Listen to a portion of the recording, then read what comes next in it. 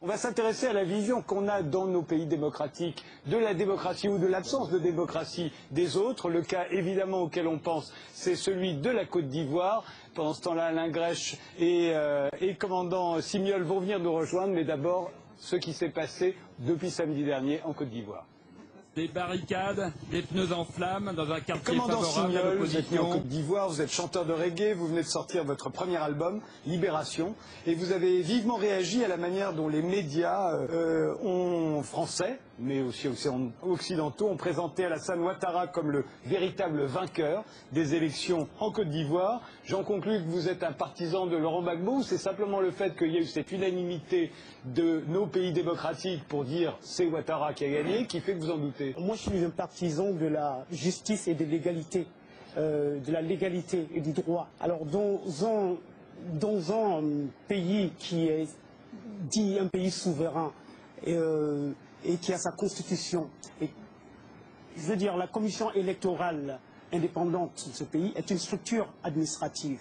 C'est-à-dire, elle annonce le résultat provisoire des élections et puis il revient donc au Conseil constitutionnel d'annoncer les résultats définitifs. Or, il se trouve qu'on est passé outre mesure de la décision finale qui revient donc au Conseil constitutionnel. On a pris donc les résultats annoncés par la commission électorale pour situer Ouattara comme le président, avec donc l'approbation de la communauté internationale et bon, au détriment donc de la, je veux dire, de la Constitution. Voilà. Donc c'est une façon de piétiner donc la souveraineté du pays. Enfin, je veux dire, il y a quand même la légalité qui n'a pas été respectée. Donc c'est par rapport à ça que je réagis. Que Ouattara a gagné, l'Union africaine dit toujours rien. Et puis quand l'Europe se met à dire oui c'est Ouattara, tout d'un coup l'Union africaine se range derrière l'Union européenne. Mais c'est suspect, c'est pas clair.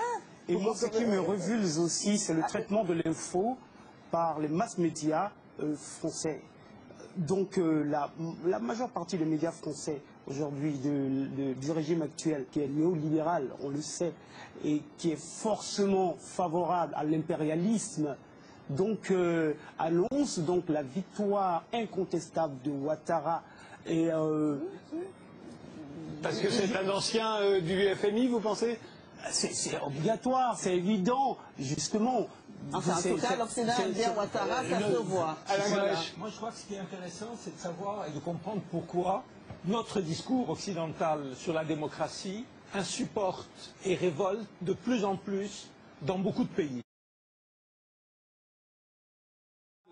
Professeur, à quelques-uns de nos amis africains qui font vraiment tout ce qu'ils peuvent pour que des élections non seulement soient organisées, mais fonctionnent. C'est-à-dire qu'au bout d'un moment, il ne faut quand même pas que ce soit les Occidentaux, madame a raison, qui viennent remettre en question ce que eux doivent travailler ensemble. Laissons-les pour un troisième tour, et que les artistes disent.